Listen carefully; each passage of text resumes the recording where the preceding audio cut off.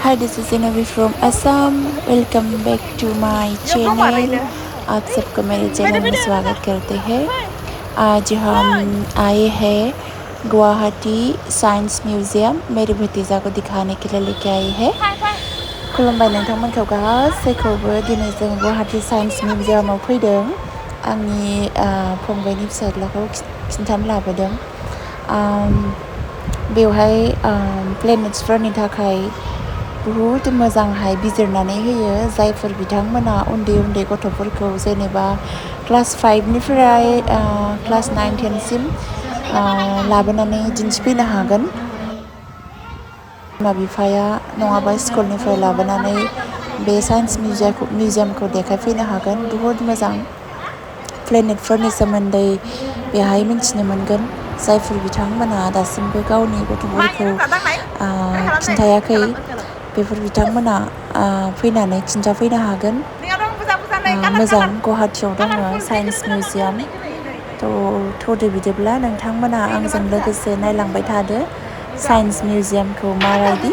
मोजां नुयोब्ला गाव गावनि फिसाजो फिसाज्लाफोरखौ लाबोनानै देखायफैनो हागोन आरोना। गुवाहाटी में साइंस म्यूजियम में आए हूँ। जो भी छोटे बच्चे लोग हैं क्लास 5, 6 से लेके क्लास 9 तक जिसने भी नहीं देखा है स्कूल से या घर से मम्मी पापा दिखाने के लिए लेके नहीं आया है, आके देख सकते हैं। बहुत अच्छा है। प्लैनेट्स के बारे में जानकारी मिलेंगे। जो बच्चा लोग प्लैनेट्स के बारे में जानना चाहते हैं यहाँ पर आने के बाद सबको पता चल जाएगा। आइए देखिए। चलिए फिर मेरे साथ साथ आप लोग भी चलते रहिए गुवाहाटी साइंस म्यूजियम देखने के लिए। चलिए।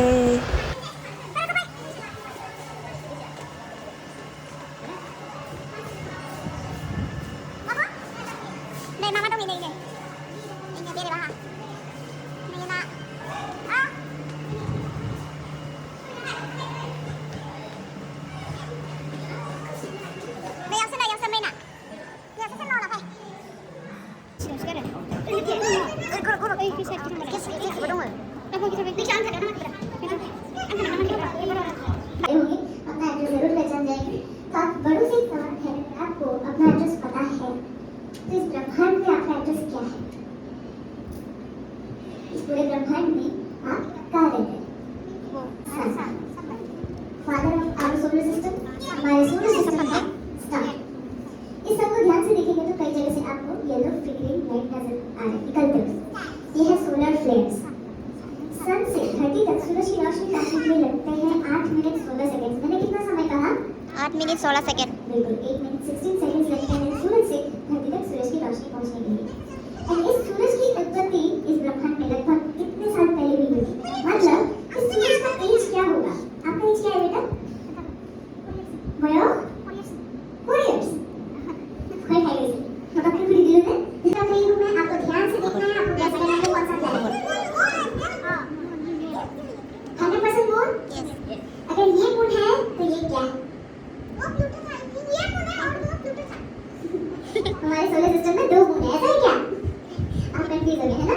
डेफिनेटली आप कंफ्यूज होंगे, बिल्कुल कंफ्यूज होंगे, क्योंकि आपको मैंने कंफ्यूज किया ही है। यहाँ पे आपके सामने मैंने जो ये पहला ऑब्जेक्ट रखा है, आप ध्यान से सुनिए मैंने क्या कहा।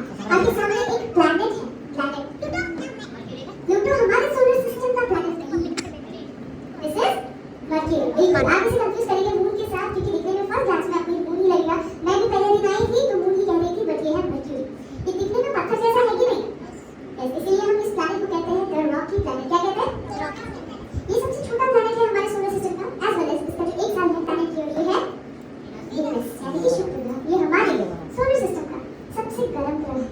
इसी पॉइंट पे फोकस अगर आप करेंगे तो क्या आपको ऐसा नहीं लगता कि जो सूरज के सबसे पास पाया जाता है उस ये था, बट ये प्लैनेट मर्क्यूरी से भी ज़्यादा गर्म है, बाकी सारे ग्रहों से ज़्यादा गर्म है। ऐसा क्यों हुआ? सोचिए समझिए, इसका आंसर आपको ढूंढिए। आपके लिए होमवर्क है। 100% श्योर। अभी दूसरी पृथ्वी दिखाऊंगी, आप कंफ्यूज हो जाएंगे। बिल्कुल आपकी पृथ्वी ही है ये। ध्यान से देखने पे आपको पता लग जाएगा। इंडिया भी आपको यहाँ पे नजर आएगा। लेकिन उससे पहले देखिए क्लाउड्स यहाँ वहाँ मूवमेंट में है। ये ये क्लाउड्स ऐसे ही मूवमेंट में नहीं है, आपके सामने जो इमेज चल रहा है ना, एग्जैक्ट रेप्लिका है हमारे आसमान का। ये इमेज एक रियल टाइम डेटा है जो कि लिया गया है with the help of NASA through satellite. आपको यहाँ पे एटमॉस्फेरिक क्लाउड डेटा देखने के लिए मिल रहा है, जिसमें आप देख सकते हैं अगर कहीं पे बारिश होने वाली है, जैसे कि हमारे यहाँ पे नॉर्थ ईस्ट में चल रहा है, असम में 2 दिन से बारिश हो रही है, आपको क्लाउडी नजर आएंगे उस जगह पे। एंड कहीं तूफान हो रहा है तो वहाँ पे घुमावदार बादल आपको नजर आएंगे। नीचे ध्यान दीजिए, डेट और टाइम है जो आपको चेंज होता हुआ नजर आ रहा है, उसके साथ आप ये डेटा मिला सकते हैं। अब एक लौता नेचुरल सैटेलाइट हमारे पृथ्वी का, दिस इज मून पे उतरने वाले सबसे पहले इंसान का नाम था Neil Armstrong. Very good, Neil Armstrong. दूसरे इंसान का नाम था, जरूरी नहीं है ना, छोड़िए, कौन पूछता है दूसरे इंसान को, है ना? उनका नाम है एडविन एल्ड्रिन। क्या कहा मैंने? उनका नाम है एडविन एल्ड्रिन, जिन्हें हम बज एल्ड्रिन के नाम से भी जानते हैं। ऐसा नहीं कि वो 2 अलग अलग स्पेसक्राफ्ट में गए हैं, वो एक ही स्पेसक्राफ्ट में गए हैं। मून पे पाँव रखने वाले सबसे पहले इंसान है नील आर्मस्ट्रॉन्ग, उनके बाद रखा पाँव Edwin Aldrin. Trying to detect this area is the area for the land. This mere tranquilities. अब आपको मैं लेके चल रही हूँ एक और वेरी इंटरेस्टिंग प्लैनेट की ओर। यह हमारे पृथ्वी के लिए मोस्ट इंटरेस्टिंग प्लैनेट है राइट नाउ, मार्स। देखो, हमारे पृथ्वी का सबसे ऊंचा पहाड़ क्या है? Mount Everest. बिल्कुल। और ध्यान से सुनिए मैं क्या कह रही हूँ। हमारे सोलर सिस्टम का सबसे ऊंचा पहाड़ पाया जाता है इस मार्स प्लैनेट में, जिसका नाम है ओलंपस मॉन्स।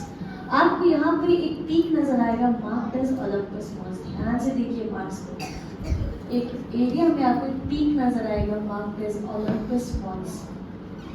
ये ओलंपस मॉन्स हमारे सोलर सिस्टम का सबसे ऊंचा पहाड़ है, मतलब ये माउंट एवरेस्ट से भी ऊंचा है। आप मान के चलिए 3 माउंट एवरेस्ट को एक के ऊपर एक लगा देंगे तब जाके बनेगा ओलंपस मॉन्स। इसका हाइट होगा around 21.9 kilometre right now. Future में इसका हाइट और भी बढ़ेगा। ये डेड वॉल्केनो है, अभी सबसे ऊंचा पहाड़ हो चुका है हमारे सोलर सिस्टम का। अब आपको दिखा रही हूँ मार्स के 2 नेचुरल सैटेलाइट में से एक नेचुरल सैटेलाइट, दिस इज डाइमोस। इसको दिखाने का कारण है कि ये हमारे सोलर सिस्टम का सबसे छोटा नेचुरल सैटेलाइट है। स्पेस की ओर आगे बढ़ेगी। अब आपके सामने वापस हमारे स्पेस का एक इमेज है, उसमें भी आपको एक पर्टिकुलर इमेज पॉपअप करता हुआ नजर आएगा।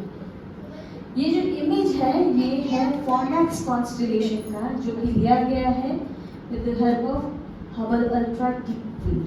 इसके नाम से आप समझ जाएंगे कि हबल अल्ट्रा डीप फील्ड है, तो इस एरिया का जो इमेज है बहुत डीप इमेज निकाला गया। मतलब इसी स्पेस को अगर आप अपनी आंखों से देखेंगे तो आपको इस जगह पे कुछ भी नजर नहीं आएगा, इट्स ब्लैंक स्पेस।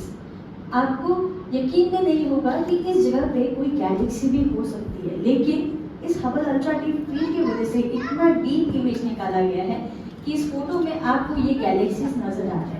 और ये गैलेक्सीज इस यूनिवर्स की शुरुआती गैलेक्सीज हैं, from the start of the universe. इसलिए आपको यहाँ पे गैलेक्सीज इलेक्ट्रिकल शेप में नजर आ रहे हैं। इसी छोटे से फोटो में 10,000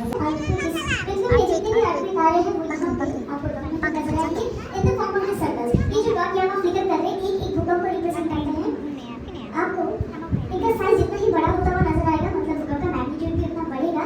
इसके ऊपर जो आपको कलर चेंज नजर आ रहा है वो बताएगा इस भूकंप का डेप्थ। नॉर्थ ईस्ट रीजन तो फेमस ही है भूकंप के लिए, है ना? यहाँ पे रहने वाले हर इंसान ने भूकंप लाइफ टाइम महसूस किया ही है। 4 महीने रहेंगे तो कम से कम 4 भूकंप तो जरूर देख के जाएंगे आप। तो आप देखिए इस हिमालय रेंज में फ्रॉम कश्मीर टू अरुणाचल प्रदेश आपको इस जगह काफी सारे भूकंप नजर आएंगे फ्रीक्वेंटली। ऐसे ही जापान का जो एरिया है वो भूकंप के लिए प्रोन माना जाता है। तो आपके सामने मैंने जो जापान का मैप रखा है वहाँ पे भी देखिए आपको कई भूकंप नजर आ रहे हैं इस एरिया में। ये भूकंप क्रिएटिव होता है बिकॉज़ ये आपके मैप के नीचे बे ऑफ बंगाल रीजन में ध्यान दीजिए, यहाँ पे 2 टेक्टोनिक प्लेट है। उस वाइट पैच को जो आप देख रहे हैं उसी जगह पे 2 टेक्टोनिक प्लेट्स हैं, जिनमें डिस्टर्बेंस क्रिएट होने की वजह से 9 मैग्नीट्यूड का भूकंप बना। इस रीजन को हम कहते हैं सुमात्रा रीजन। क्या कहते हैं? बिल्कुल। इसमें 9/11 का भूकंप आने की वजह से 35.5 की वेव्स क्रिएट हुए, जो कि सिर्फ एक दिन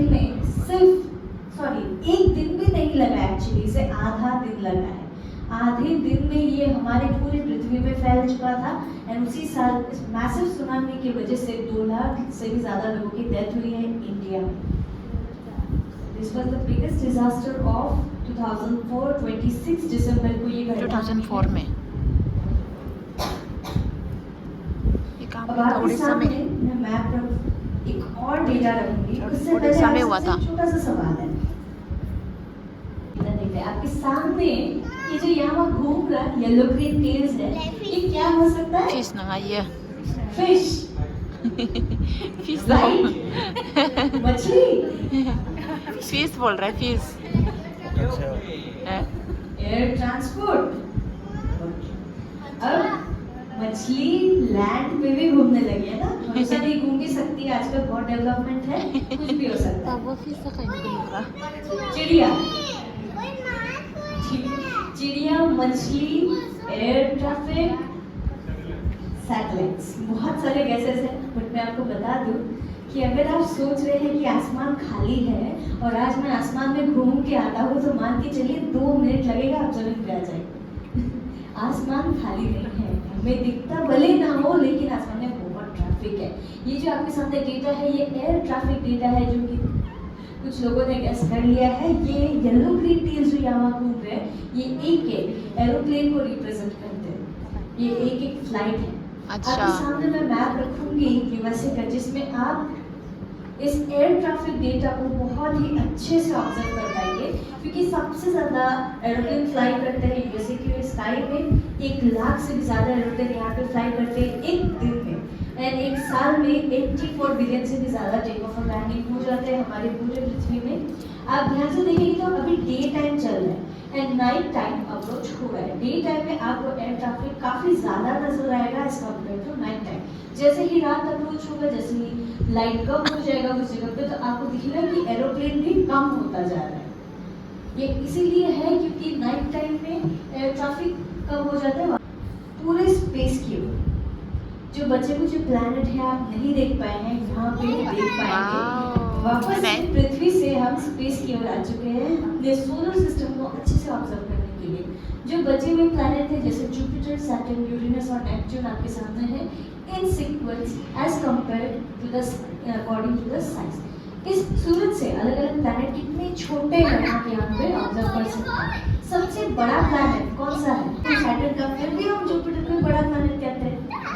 क्यों? जुपिटर अंतो क्योंकि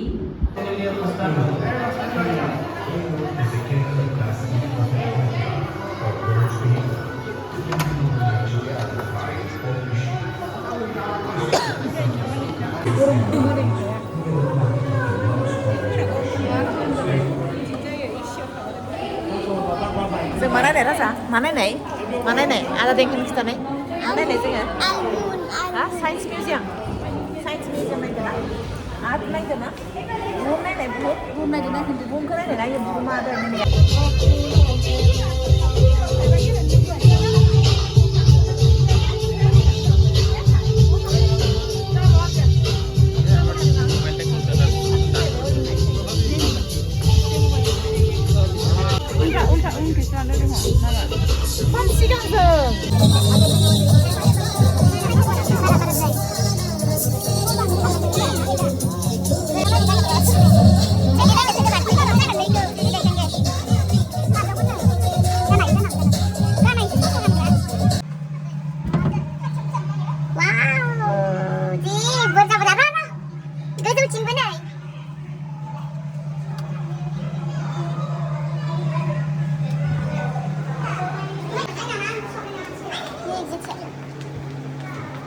Nhiều bên nhiều của mày, tao đâu có nhiều bên đâu mà này.